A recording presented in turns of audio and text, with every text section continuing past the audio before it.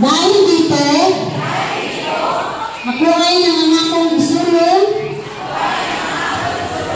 protektahan, galang, at pangalagaan ang karapatan ng bawat bata.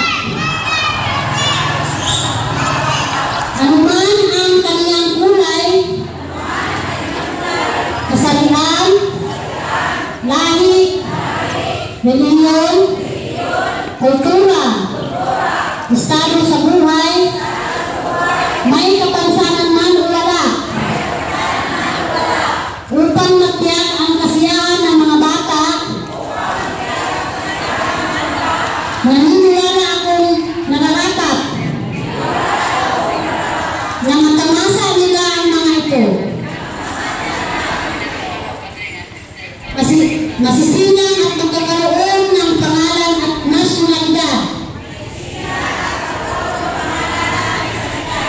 May tahanan at pamilyang nag-aaruga ng tama. Naninirahan sa payapa at tahimik na